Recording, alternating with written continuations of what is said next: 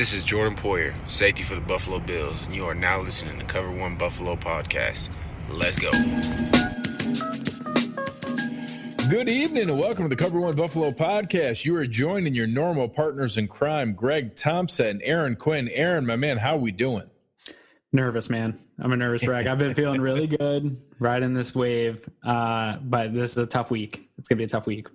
Yeah, it was kind of weird in the same way. I mean, I've really just kind of bathed in it and just really enjoyed the feeling of 9-3 and the no stress Sunday and just kind of scouting and watching it. And then the last 2 days, I've watched 4 Ravens games and then, multiple spots to dig into film. And yeah, this is a good football team we're about to play. And that it's funny. I think we've said this multiple times this year that, this is going to be a big test. This is really going to tell us a lot about the team. And, I didn't not mean it in the other times when we said it, but I feel like this week is really, really indicative because this is one of the weeks where, your same old Bills, we would go in and we'd get smacked around and they'd run the ball down our throat the entire game.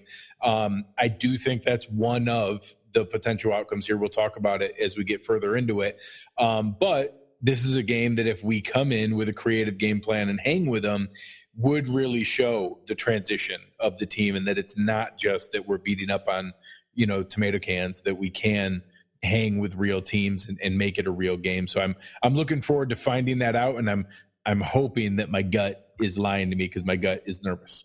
Well, here's the thing, dude. A couple of my mentions this week have been, you guys say this every week. This is the most important game every week. And they're right. It's true. We have been saying it every week, but that is kind of where you're at when it's a team that is in this part of their rebuild that's a little bit ahead of schedule. I think everybody had them probably a little worse than they are at this point this year.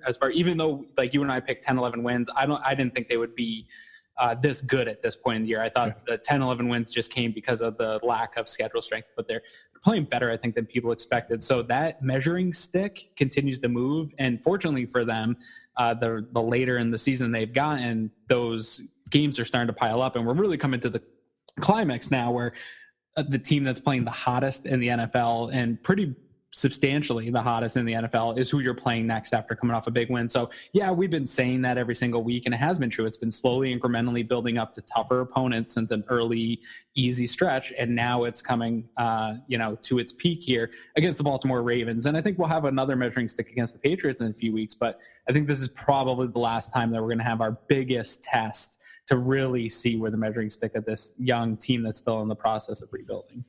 Yeah, it's funny because I think you can have both. I think that we can say that saying this is the biggest game, regular season Bills game in 20 years, every week for 3-4 weeks in a row can be funny and can be true. Like it doesn't mean that it wasn't actually valid and that it doesn't mean that we're going there. It's like you said, when you're a team that hasn't had very many big regular season games in 20 years, that's what happens. So when you're having the best season of this century, then you're obviously going to stack those kind of games up and they're going to matter more. I do think that it would crest a little bit after the Ravens. I don't see any scenario where the Steelers game is bigger than the Ravens game, but we'll be right back to it when we go to Foxborough to play the Patriots. I think it's going to be right back to that as an enormous measuring stick game. And that Steelers game will be big in the sense of that could be the game that seals the playoffs. And we're at that part of, like you said, best team of the century, where usually this time of year we're trying to figure out, all right, we got to win out to get a playoff spot and all these other teams have to lose. That's where these shows are going with 4 games left, 3 games left.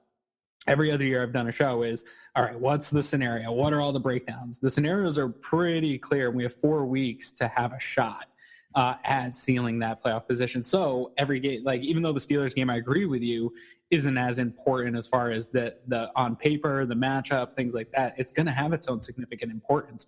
And maybe the Jets game will too. We don't know that yet, but I don't think we're going to be able to stop saying that this is the biggest game. But I agree with you as far as on paper competition. This is the measuring stick. This is the best in the NFL. Across the board, I think it's unanimously agreed upon right now that this is the best in the NFL, and you're going up against them. Both teams are relatively healthy, so this is a great measuring stick for this team, and I don't think we can stress that enough. But there's some reason to be relaxed in that, and we'll get into that. Yeah, and so let's go through a couple things here, before we get into, names and positions. The reason that so many people universally feel that way is that we're playing the Baltimore Ravens. The Baltimore Ravens are 10-2. They are a very galvanized, legitimate 10-2, where their wins are, 30-16 against the Seahawks, 37-20 against the Patriots, 41-7 against the Texans, 45-6 against the Rams, and then this past week beating the 49ers 20-17. You're talking about probably 5 or 6 of the top 8 or 10 teams in the league, and that many of those were by 3 and 4 scores. So I think that maybe they came back to earth a little bit, rattling off back-to-back weeks of 49-13, 41-7, 45-6 is ridiculous. That's, all-time great point differential in a 3-game span.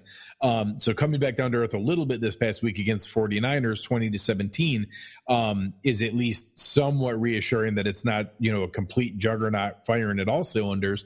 But that game was impacted by the rain. The 49ers have a phenomenal defense, and I think are every bit as good as the Bills defense. They probably have some areas that are a little bit better from a dynamic pass rush standpoint, and maybe the elite talent on the defensive line. The Bills might be a little bit better in the back seven, and we'll get into why that might matter here. But they gave them everything they could handle, and as good of a defensive performance as what has been put up against the Ravens all year, because every other game, even the losses they had, were because in back-to-back weeks, in weeks 3 and weeks 4, the Chiefs and the Browns beat them, but it was because both teams put up over 500 yards of total offense. Right. No defense has stopped or slowed down this team all year. That 20-point level against the 49ers last week was their worst of the season.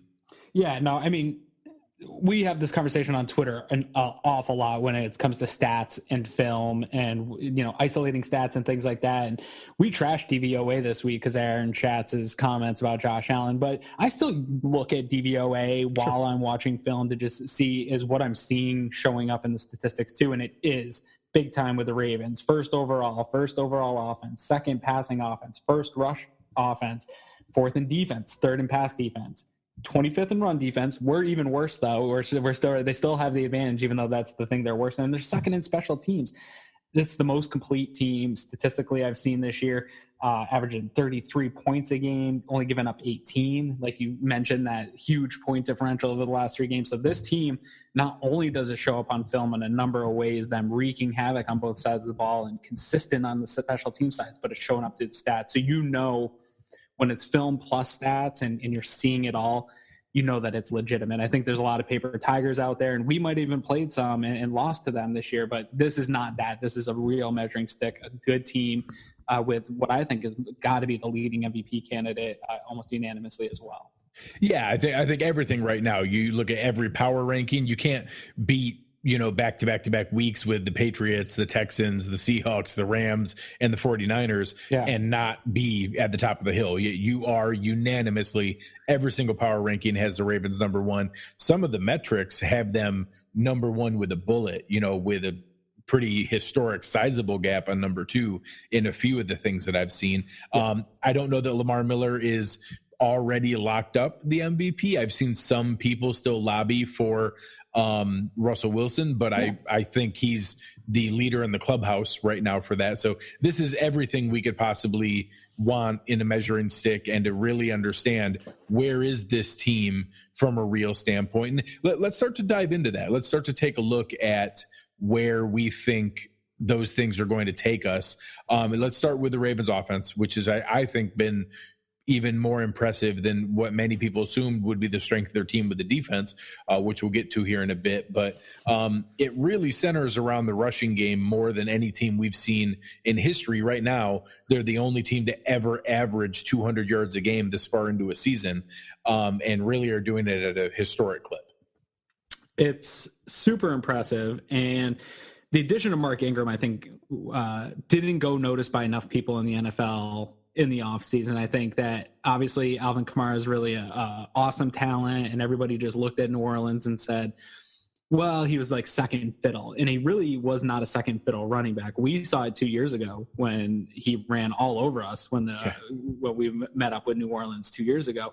He's a very good running back, and he fits this system perfectly. He's exactly what they needed.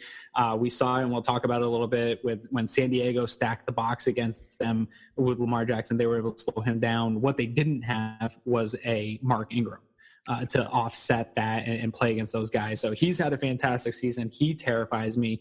There might not be a better team over the last 10 years or so, up there with like the Steelers. Patriots are just continuing to have talent, continuing to have a stout offensive line, just continuing to draft well, bring in talent.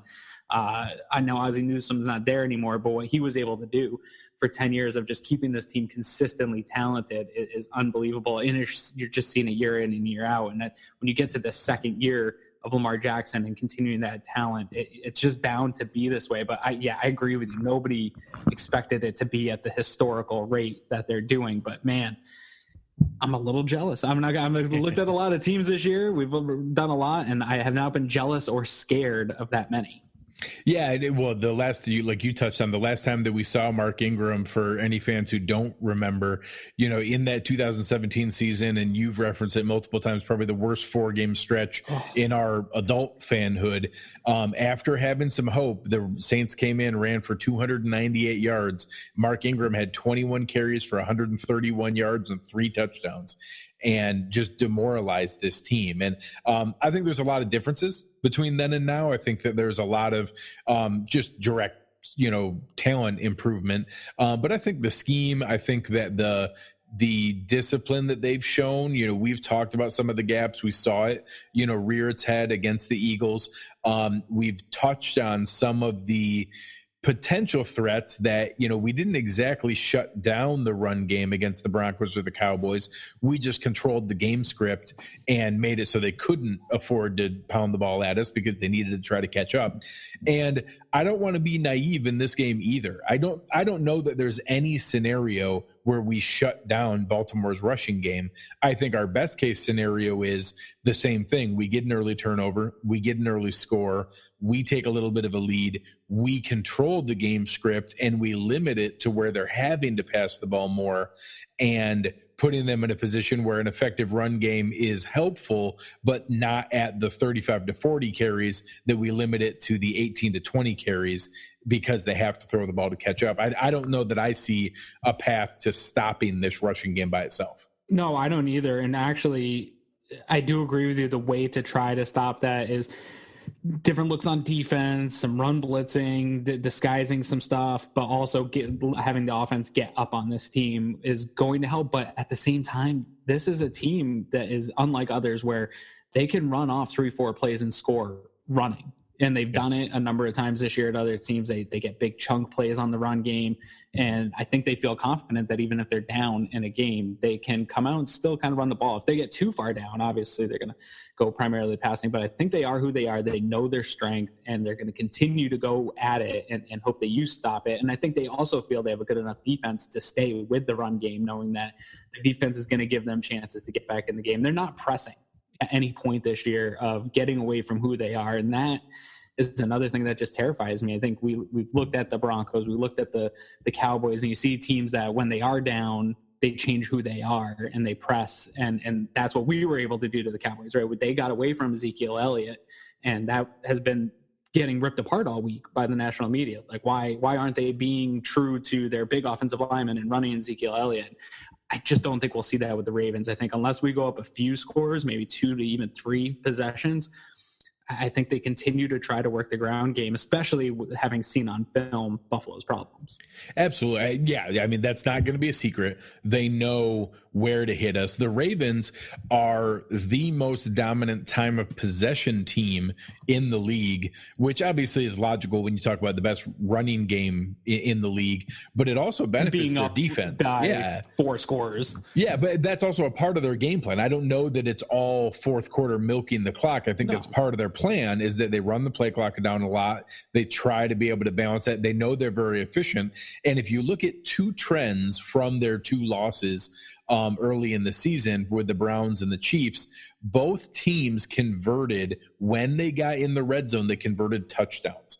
That's going to be a huge part of this. Is you cannot trade field goals with a team that's going to limit your possessions, has the best field goal kicker in potentially NFL history, or right there with Vinatieri when Vinatieri was himself.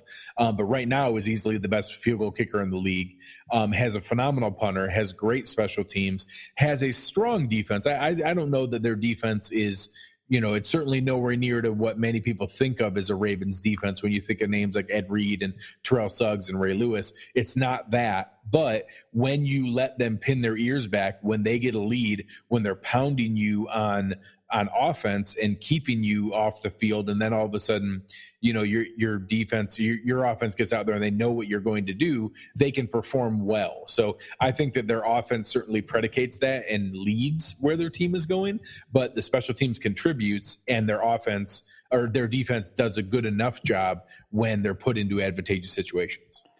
Their defense has been doing a good job getting the ball back and scoring. They've been doing a pretty good job of scoring defense. So they aren't the Ravens defense of old, but they're a talented defense, and they're super aggressive defense, which is weird because their offense can be, in a sense, conservative. So I think they play nice together. But as far as stopping this offense, I don't know, man. I've been looking at it all week. I think there's some ways. There's definitely some paths. I think we're going to see some new looks from the Bills of trying to show stuff that they haven't shown on film. That's a very difficult thing, too, at this point in the season. You have a lot of stuff on film, and it's hard to keep anything really back. And so it's nice to have the couple extra days to do some game planning, look at stuff that's worked against this team. But I don't know, man. I've seen people try to stop the run, and Lamar is playing he reminds me of a great point guard running a fast break. Like, he's super fast, just carving up a defense. And if you give him any passing lanes, he's hitting passes, and they don't always look the prettiest, but they're right on the money. So he's playing like a point guard, and that is just, when he's locked in, man, it's super hard to defend. And we're going to really have to do the traditional, I think, bend but don't break, and hope that the offense can get back out there and keep putting up more points than them. But it's going to come down to trying to keep Tucker kicking field goals this whole game. Otherwise, I just don't see if they start scoring, man. I don't know that we can play catch up with a team like this. Yeah, and I think it's going to be a challenge. I think that they have to get out early. I think that they have to be aggressive in taking shots down the field. I think that they're going to do the exact same thing we've seen for a couple of weeks in a row now. We're going to see that no huddle but modified tempo, where they hurry up and get to the line, then they read the defense. You have Dable in Josh Allen's ear. They're able to do that up to 15 seconds. They make adjustments. They're going to do that out of a single back 3-wide set with Dawson Knox, Devin Singletary. I think that we're seeing a mix of that third receiver now between Robert Foster and Isaiah McKenzie. I like that.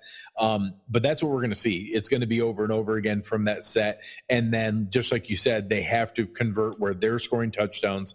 They're limiting the Ravens to field goals, and that they can get up on them, and that we need to jump out there to 14-6 and then try to use that to limit the, options that they have to try to get that keyed in. And then, you talked about from a game plan standpoint, I'm torn on this. I think it can be, I think it easily can be overplayed, but I do think there's something to it in that the last couple times that Sean McDermott defenses have played Greg Roman offenses, there's been some success, and that there's been a little bit of a recipe of controlling that and being able to manage that. One of them being in that red hot Super Bowl run that Roman had with Kaepernick with the 49ers.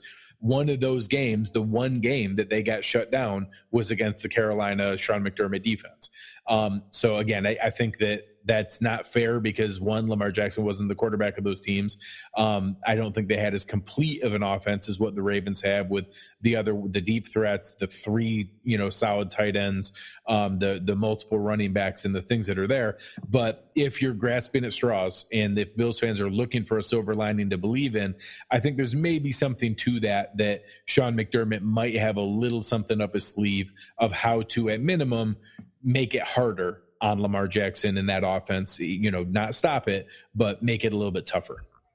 Yeah, I think that looking at historical data is important to kind of understand what the matchups have been in the past. But like you said, when you start getting into personnel, it's not an indicator of future success, I guess, is what I'm saying. Is that Greg Roman has changed. He's evolved. He probably learned a lot from that. I'm sure he's a super competitive guy. I'm sure he watched that tape a lot of times and said, what did they do against us? Just like Sean McDermott would do. And so both guys have evolved since then. They both have different teams, but better and worse in different situations. But it does, I think, should give fans some ease. And you should anyway, because I think almost universally now around the league, Sean McDermott, Leslie Frazier, and this entire coaching staff are being considered as just a very good coaching staff. So I think you're going to get that anyway, even if the success wasn't there against Greg Roman previously. I think he's going to have a good game plan in place. I think it comes down to execution. Can they execute at a higher level than the Ravens players are right now? And again, that's really what scares me. They're a hot team playing the hottest football in the NFL. And sometimes guys just catch fire and everything works out for them. And you're seeing that on tape. There's been throws that Lamar Jackson shouldn't have completed, but it's happening because this team is just on a roll and they're a hot team and things are just going your way when you're playing like that with that type of confidence. We saw it a little bit with Josh Allen last week against the Cowboys. They are playing hot. They're feeling confident. Some things that typically don't go their way, some passes that typically don't get completed, end up getting completed and start going your way. Yeah, and I think Ron mentioned that in the chat, and I think that's fair. I think that we are playing as well as we have all season right now. So I do think that at least there's a expectation that we're going to put our best foot forward. It doesn't mean that it's necessarily going to be better than the Ravens' best foot forward. I think we probably need the Ravens to be a touch off. And our team playing well, but I do think both of those are feasible. I think that those are potential outcomes in the occurrence here, and I do think that if we played the Ravens 10 times, I think we could hammer out 3 wins right now, and that one of those could be on Sunday. And I know some fans are hoping that we have some winter apocalypse here, and it doesn't look like that's the case right now. It looks like kind of no chance of rain, 44 degrees, light wind, so it looks like it's going to be pretty good winter, good football weather here, and nothing that's going to be hugely impactful for the game itself. So I think we're going to see both of these teams at their best. I know we were looking at it. The Bills right now are very healthy. Ty Nsekhe is the only real impactful injury on the report, and that most of the rest of the guys were out there. And for the most part, it looked like the Ravens are in decent shape, although one piece of that is their backup center has been in, and that having Patrick McCarry in, many people thought was going to be a positive, but it's actually been a bit of a challenge because he's played incredibly well. So I think that part of that's been a little bit with Matt Skura, going out for them. People thought, oh, maybe that's a chink in the armor. It has been impactful for the Patriots. So for the Ravens side, having that in there, I still am hoping that that's something that Ed Oliver, Jordan Phillips, and those guys can take advantage of. But right now, their backup, Patrick McCarry, has played well in the limited snaps he's shown. So that's one area that could be there from an injury standpoint. Besides that, both of these teams seem to be coming in relatively healthy. Yeah, and that's a very rare thing, the way the Bills injury report has been. It's crazy through this year. I can't believe it. I'm going to knock on wood just so I don't jinx it here this coming week. But it was impressive to me to see that the Ravens are in similar shape right now. A lot of guys also weren't practicing, but they were non-football related, probably rest days. Your Earl Thomas is getting a rest day and stuff like that. What I found interesting this week is we have seen a lot of rest days for the vets, the Frank Gores, your Lorenzo Alexanders. This has been a very common theme for Sean McDermott since he's been here, is giving the vets rest, giving guys that have been playing a lot a day of rest. Nobody was resting today. It was just Ty Nsekhe on the list. Nobody else, no veteran rest days or anything like that were noted. I've noticed also, and this is totally anecdotal, might not have anything to do with it, there hasn't been a lot of player activity on social media this week, and they've had a long week. That there's probably some stuff over the weekend, but it's been pretty locked down. I think that this team is so locked in right now. Like we said, they're playing their best football they've played. They're coming off a big national spotlight win where they probably feel like they showed the world something, and now they're backing up against another team and everybody all week long, I think we called it, it's going to be, if we beat the Cowboys, the Cowboys aren't that good. They beat themselves, and that's kind of what you've seen on all the major networks. So they still have this chip on their shoulder. I think they know where they're at. I think they know the meaning of this game, and it feels to me, and seeing that injury report, that everybody's practicing, everyone in this organization is locked in for this week. Yeah, I think that's a good way to look at it, and I think that it's something where that is a benefit of the time frame and how it fell, that I think they were able to give the team a day or two to kind of really kind of enjoy the win that was there. And you even heard many of them talking about it, that I think they gave everybody the day off on Saturday, and then the coaches came in and everybody showed up anyways, ready to get some work in and ready to do those things. So I think that really speaks to the rhythm that the team is feeling, and the kind of the role that they're on, and want to be able to kind of keep that live in what's there. But it's interesting to see that. And I like to see the team kind of locked in, laser focused, ready to roll. And that speaks well to what's going on. So we talked a bit about, the Ravens side of their side of the ball. Who do you think is the key on the Bills side from a defensive standpoint to controlling that? Obviously I think a lot of the questions are, how do you control that read option? They run that read option out of the pistol with multiple options that are there. Where do you see the key in trying to line up with who's going to try to slow that down? Well, I think it does ultimately start as the line of scrimmage, like always. I think that whole unit has to come and bring it, because this is a really nice offensive line. But as far as outside of cliches and entire units, I think that both safeties are going to be very huge in this game. I think, Eric kind of touched on it in our Slack channel. I think somebody's probably going to come down in the box a little bit more and try to get involved in stopping that, covering the quarterback, just being that guy down, playing in the box. You might see Jordan Poyer in there a little bit more. That's what we saw previously against the Ravens. So I think the safeties are going to be a big part of this, and also keeping the top on the defense, because Hollywood Brown, if you commit too much to the run game, get involved in that too much, they will take the top off the defense, and he can do it. And he's done it a number of times. So there's a lot of stress that's going to be put on those safeties, and I think they're going to be a big key to stopping or trying to stop or contain this offense. Yeah, it's interesting. So much of the NFL nowadays is managing the edges, being able to maintain, contain, being able to come up and tackle out in free space. And I actually think this week is going to have a lot of it decided between the hashes and up the middle, and how we can we get penetration?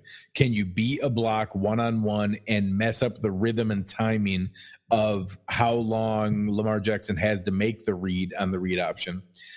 Can you get penetration to be able to mess up some of the inside trap and inside power that they run that's in there? Can Tremaine Edmonds use his length and athleticism as a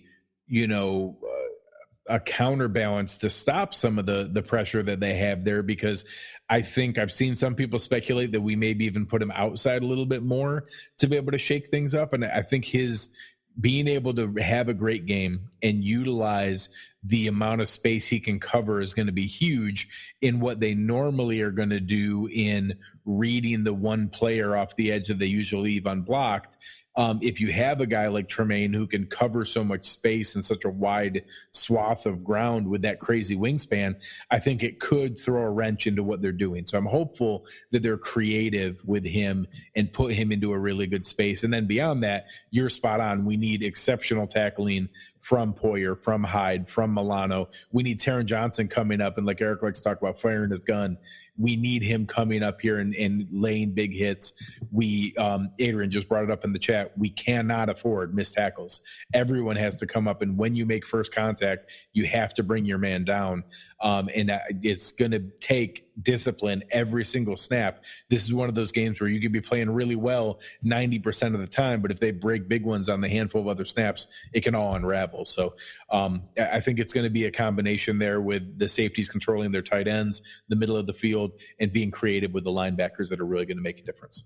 I know it sounds cliche, and I don't mind because some of these football cliches are very true. I think keeping them off schedule and not letting them get ahead of schedule is going to be a huge key to how you try to slow this down, because obviously third down super important. If we can keep them in a third and long situation, I feel much better about the strength of that matchup favoring our defense than that offense. If they start to get into third and short, third and twos, things like that, I don't feel super great. We have a little bit of a smaller defensive line. They got some big maulers up there, and Ingram can grind out some yards. So I don't feel great if they are starting to get into some third and short situations. But if they're in third and long, I think that does play into our strength. And I think we have to try to create those situations as much as possible. So winning on first and second down is going to be a huge priority.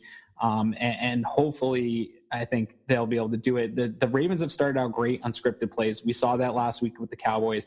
I'm not going to be surprised if they come out and put together a really nice, well-scripted play, and it takes the Bills a little bit of a second to kind of ease into this game and get that defense seeing what it is that they're doing and how they're being attacked, and then locking in from there. So it might be one of these games that comes down to who gets the ball first, but I do think that we're not going to contain them from scoring. We're not going to contain them from a few long drives. They're going to have it. It's how do you contain them overall big picture, and try to milk as many punts and turnovers as you can out of them. Oh, yeah. And I think that, another good point that came up in the chat from Joe is just talking about the idea for that toxic differential, the idea for a big play that's unexpected. I used to talk about it a lot in the past. What's the recipe for a victory here? What's the recipe for an upset? And, having a 6.5 point underdog at home means that Vegas sees them as nearly 9 or 10 points in difference from a talent standpoint. I don't know that I feel it's quite that far, but there's a reason for that. And there's certainly been a stretch there. I think that if we see a Bills upset, it's going to take a combination of early scoring touchdowns instead of field goals, winning the turnover battle by, I think, more than one. I think it would take a 3-1 or 2-0 or 4-2 kind of turnover differential.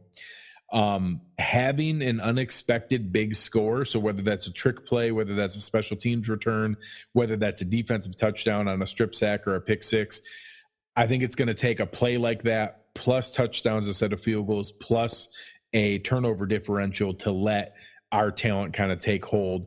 I don't know that this is a game that we can simply square up, play in, play out, and just straight up beat them without a couple favorable things happening. And that's okay. I think that we're a good enough team that if we just have a couple favorable things happen, we can pull this off. But if we just try to go toe for toe and shot for shot with them, they're firing on all cylinders and the hottest team in the league for a reason. And I think that would be asking too much. Yeah. When I look at how do you win this game, what's that recipe? I look at every conversation I had about the Patriots for the last 20 years and that you can't beat yourself. You can't have the flags. You can't do these things that put you in a bad position or a negative position hole. And you have to hope that some of that happens to them and force some of that happening to them in the toxic differential, things like that. So I agree with you. I think this is one of those games I've talked about for years where you need the punt return for a touchdown. Like Andre Roberts finally springs one for a touchdown. I think they're going to have to come up with some other way to generate points to get the scoreboard to be better than this team. Because I think as far as on paper, they've matched up pretty well with almost every team that they play this year, if not better than a lot of them. I think this is a team that is substantially better than the Buffalo Bills. I think they're a step above. I think Buffalo's in that next tier of good teams. I think there's maybe 2-3 elite teams, and then Buffalo's in that next tier. And in order to beat a tier up, to get into the heavyweight division and beat those teams, you got to have some stuff go your way. And some of that you can create, and some of that you got to hope happens. Yeah, and I think that's very fair. Yeah, I don't want people to think that we're slighting the team. I think both you and I are very excited about where the team is at. I think we're really impressed with what they've done so far, and the Ravens have done even better. And I think that's okay to say that. That's simply stating the facts of what's taken place so far this season. I think the Bills and the Ravens are probably by a healthy amount, the two most surprising teams in the NFL by varying degrees. I think people expected the Ravens to be pretty good, and they've been excellent. Most people thought the Bills were going to be average or below average, and they've been pretty good. So they've both taken sizable chunks. Just the Ravens started out a couple tiers or a tier or so above them and now have rocketed to the top. The Bills started out in the middle and now have rocketed near the top. So it's not taken away from that. It's just recognizing what's there. Yeah. Flipping over to the other side of the ball here. Again, we talked about this. There's been a lot of weird movement for this team. Two of their starting linebackers are guys who were signed mid-season. They traded for, multiple guys in the secondary and adding, Marcus Peters to this team. Having Marlon Humphrey, Marcus Peters, and Jimmy Smith is a pretty impressive trio of corners. That's not even counting Earl Thomas as your safety roaming around. They do play the 3-4 still. They have a lot of big bodies. I think Ron was joking about earlier how big their fullback is. Yeah, he's so big that he's their backup defensive tackle as well. So Patrick Ricard plays both defensive tackle and fullback. And having that kind of flexibility, rookie, Jalen Ferguson is one of their kind of pass rushers off the edge. Matt Judon is one of their guys. Judon. And for anybody who's, kind of has their eye on the free agent market, maybe that next tier after Yannick Ngakoue and Jadeveon Clowney, Matthew Judon's a guy who seems real processy that we could throw some money at this offseason. So that's for another day to be able to talk here. But their best pass rusher is Matt Judon coming off the edge. So they're a good defense. I don't think they're an exceptional defense. I think they're an above average defense. I think the Bills defense is a little bit better than theirs, but I think they're good.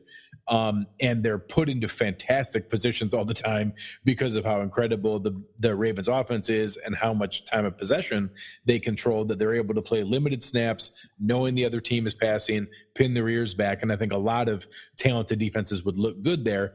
The one area I think is the Bills can move the ball. I think that they've shown you can run off tackle. San Francisco had some success doing that.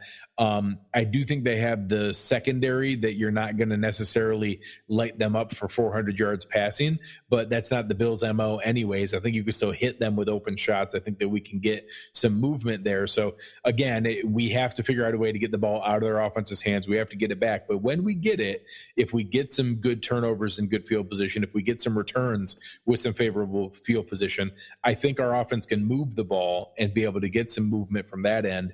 And again, then it's going to come down to, can you cash it in for touchdowns and get the 7 and not settle for the 3? I think that's going to be a huge part of this. Yeah, I agree with what you're saying as far as I think the Bills can move the ball against this defense. I don't think they're an immovable object like Mark Ryan said the other day in the Slack channel. I think that they very much are the weakness of this team in different ways. I think it's on the ground. I think the legs of both Singletary and Allen. I think some designed runs for Allen, keeping that defense honest, and then Allen's ability to get out of the pocket on broken plays is also going to be pretty big in this game. The concern that I have is the last 2 weeks where we've seen the Bills play their best football and really their best offense. Josh Allen's coming out. They haven't been blitzed at a particularly high rate over the last couple of weeks. They just aren't heavy blitz teams that we've played against that are bringing a ton of different pressures. Ravens are super aggressive. Yeah. It shows up on film. They are wreaking havoc when it comes to blitzing. They get a lot of pressures. They're confusing a lot of young quarterbacks with those pressures. I think Eric was telling me they have the number 1 blitz rate, 51% blitz rate in the league. And some of that will be able to kind of offset, like we talked about in Slack channel, we'll be able to offset a little bit of that with the no huddle. Some of the formations you can do. Eric just tweeted out a little bit ago about spreading out some of those formations, not allowing them to bunch up. But Josh Allen has not done a great job against the blitz. It's definitely still his weakness. Even in the Dallas game, there was a blitz that I think everybody and their grandmother saw coming on the broadcast, and the guy just came free. There was a protection breakdown. Allen didn't even see the guy coming at all. He still struggles with that. I think that that's probably what scares me the most about this defense is you start getting that havoc. Does Allen revert to some of the hero stuff when things are a little bit more havoc-y than it's been? And that is what opens up the big plays. Allen still has had ball security issues. We just haven't lost fumbles recently, but the ball security issues are still there. Is he going to get into a position where guys are coming from positions he doesn't know, guys are getting their hands on the ball, swatting the ball out? And that's where I think this Ravens defense they're not a great defense, but they've been opportunistic and they create a lot of havoc that makes you uncomfortable. And it's a great test to see really where Allen's back when we do pass. But I think the plan's got to be to beat them on the ground like we saw San Francisco take it to them last week. Oh, yeah. And, we talk back and forth about, range of possible outcomes. And I always joke about if we played 10 times, out of those 10 games, one of them is a thumping where they are running the ball down our throat and the blitz is getting home and they're hammering us on defense. So I think several of those are good games, back and forth, tight games between two talented teams. And some of those are the Bills pulling off a win out of that. But unfortunately, one of the potential range of possible outcomes is a bit of a thumping here because they have the recipe to do that. They have a better run game than what the Eagles have. They have a better defense than what the Eagles had, and they could throw a lot of blitz at us to be able to make that crazy. So they need to be prepared. Now, again, the recipe that we talked about there, the game is at home. They had a little bit of extra time. The team's incredibly healthy, and we're playing as well as we have all season. So I think that we have every bit of peripheral support to avoid that really ugly one and to make sure that we're in this game and being competitive and controlling everything that's going on that we have the ability to control. It's just a matter of making sure that we stay home on those things, that we're controlling the clock the best that we can, that we're taking advantage of that opportunity from a run game standpoint, both Singletary, Gore, and Allen, just like you said, some designed runs, being able to hit that home. But it's going to take everything to be able to accomplish that. All right, what do you want to do next? You want to do bets or you want to do predictions? We can do bets. Let's do bets, and we'll get into our predictions a little bit. So if anyone just tuning in for the first time doesn't know, we have been going back and forth every week with some small bets. The bets are not for money. It's for money long-term. So we are doing at the end of the season, we do points for the bets. At the end of the season, the winner, whoever has the most points, the loser will donate $100 to the charity of the winner's choosing. So I was stomping on Greg. He has made a great second part of the season, second half of the season comeback here. He's a hot team, maybe in the hunt, I think we can say now. I think I'm in the hunt. He's in the hunt. He's in that graphic. So right now we have 3 bets. We might come up with another one here during the week. So stay tuned to social media if you're at all interested in this one, which I'm sure you're not. So I'm a big Mark Ingram fan, so I hit up Greg at he's been averaging 68 and something yards a game. I had at 69.5. I'm taking the over for 3 points that Ingram's able to go over 69.5. It's not as high as I expected when I looked at his box score. Box score is like the last thing I look at just to kind of confirm what I'm seeing on the tape, and I thought that would be higher. But there's been games where he's kind of been taken out of the game plan because Lamar did so much on the ground or whatever. Like he's just not getting the production that he should every single game. But I feel pretty confident about that bet.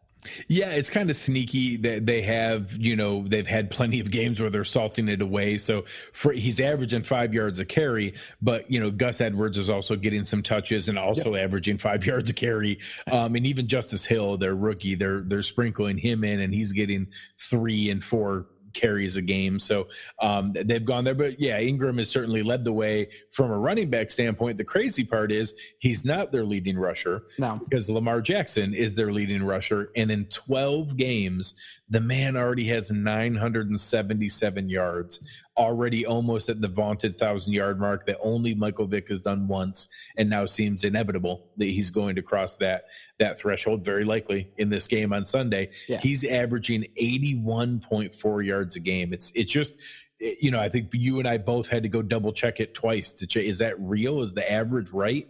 The man is averaging 81 yards a game rushing at quarterback. Yeah, it's unbelievable.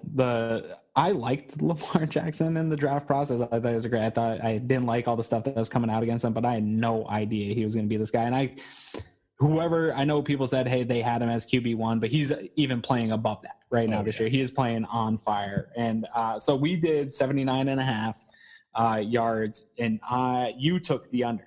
Yeah. On the 79.5. And here's the thing, man, this bet, I hope you win because I think that's, if you're limiting him to under his average, that's a path to winning. Yeah, and I'm purely banking that on something up McDermott's sleeve, that he's got some scheme advantage to be able to keep them engaged here and find a way to keep that limited, and that we do control the game script. Because like we said, if it gets away from us, I think both of those could go your way and would be no good for the team. Yeah, I agree. And then we took our boy John Brown, wide receiver 1, 74.5 yards. I'm taking the under on that. I do think he's had some really nice stuff this year and he's peaked, but I think he's probably for the year on average going to be closer to 50, 60 yards. I think that average is going to start to get back to that a little bit here. And I think a game like this, with their pass defense being clearly the strength of their defense, I think that we try to establish a run. And my hope is that we're up by 2 to 3 scores and are really just grinding out the clock for the end of the game. And we don't need John Brown all that much this week.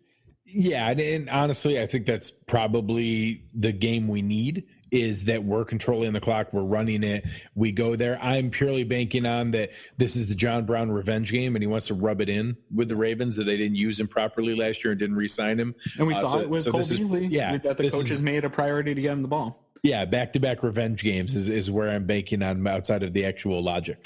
Back-to-back revenge games, because we had the Isaiah McKenzie revenge game 3 weeks ago. Now, clearly, it's just a tour around the league. That's it. So that's all for our bets so far this week. But we might have some more. We might surprise you. Greg was trying to get me to take one of the points, and this game's too wonky for me. I just don't feel confident in it either way. Now we'll get to our predictions. All right. So I've changed my mind 10 times on this game. I think that. Did you have us beating them 3 out of 10 times per year? Yeah, exactly. Exactly. Yeah. The 3 of the predictions out of the 10 were Bills wins. The path to getting there, I think, is outscoring them. I don't think it's an accident that their 2 losses are games where they've given up more points. I think that's the only chance that the Bills are going to have here to be able to do that, is to outscore them. And I don't know that I see it. I think that we're clicking pretty well. I think we're going to score multiple times. I think we're going to cover the 6.5 points.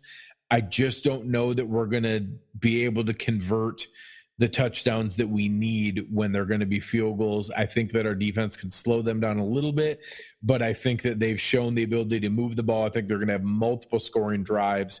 So I'm calling, something with maybe a touchdown, but 4 field goals. Maybe they get to 19 points and the Bills are at 17. I think that we're right there. It's close.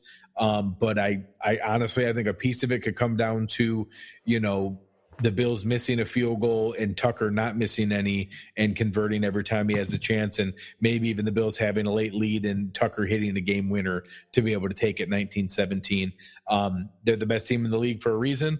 I think the Bills can hang with them. I really hope the Bills pull the upset, but just from everything I've seen, the film we've watched, the numbers we look at, I think that it's more likely that the Ravens are going to pull this out. Is that the first time you picked against us? It is. No. I did pick the Cowboys last week as well. So I may be reverse jinxing the team into the upset that they need. There you go. So I'm going with the Ravens here as well. I have it 17-10.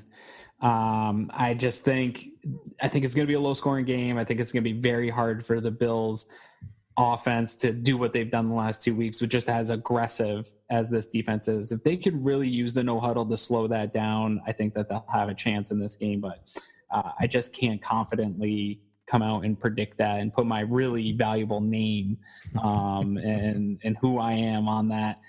So yeah, I went with the Ravens 17-10. I don't know, man. I just think it's going to be a low scoring game. And if it's a 17-10 game, or like you said, what'd you say, 19-17 type game, I think that's a win for this fan base. This is not a game they need to pick up. I'm not in that conversation about the division, trying to win the division and win out and stuff like that. That's cool. That's fine if people want to talk about it. I'll be all there if it all starts to come together. Not there yet. They don't need this win. It is a better team. So I'm getting my expectations set to, hey man, if they're playing good football with this team and it's within a shot in the fourth quarter, similar to how the Pats game was, I feel like that's a success. You're going up toe to toe with the best team in the league. I don't hate losing in that situation. I always hate losing. I want to get this win, but I do think that as far as measuring sticks go, if they keep this game close and have a chance to win it in the fourth quarter, that's a win for me.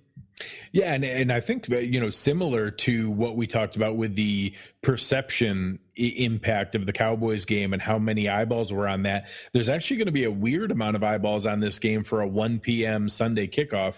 Almost every other major market is playing in a primetime window. You have Chicago and the Cowboys playing on Thursday night. You have the Chiefs and the Patriots playing in the afternoon game at 4 o'clock.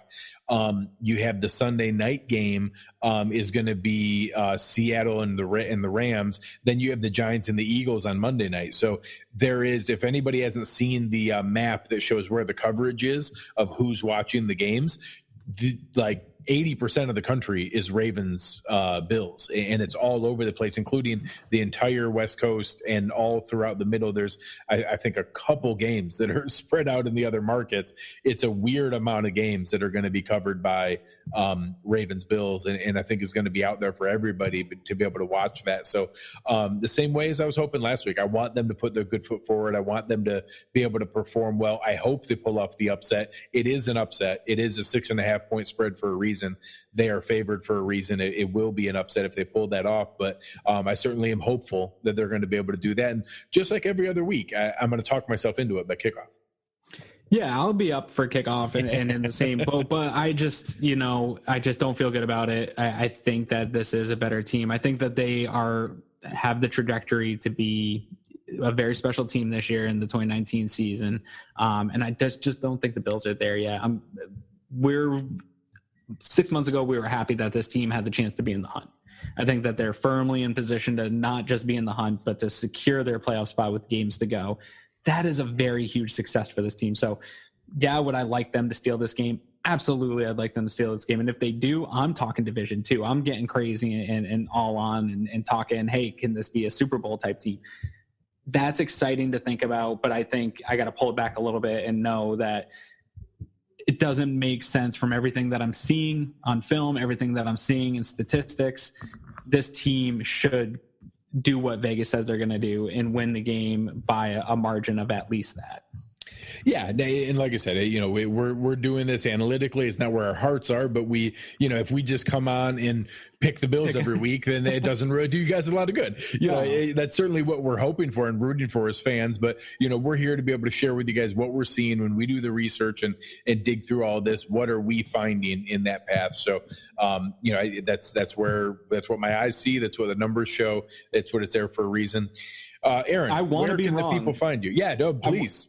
I want to be wrong, and you can. If I'm wrong this week and the Bills come out and smack the Ravens around, please come tell me. Get in my mentions at Aaron Quinn 716. I would love for my mentions to blow up for being wrong about predicting the Ravens to win. Yeah, this would absolutely be a good one to be able to be wrong about. But so when you are wrong and when Bills Mafia comes to find you, where can they find you at? Yeah, Aaron Quinn 716. I love it. So come follow me. It's a lot of fun. Come and find me as well on the Twitter machine at Greg Thompson, at GregThompsett. Having a lot of fun. Thanks for everybody in the chat tonight. You guys were awesome. Really looking forward to this. I think the Bills Mafia is really feeling themselves right now and really enjoying it. I hope that this week keeps that rolling and is able to be the next step that we need. But either way, I'm looking forward to a great game. And thank you for everybody tonight. You've been listening to Cover One Buffalo, and we are out.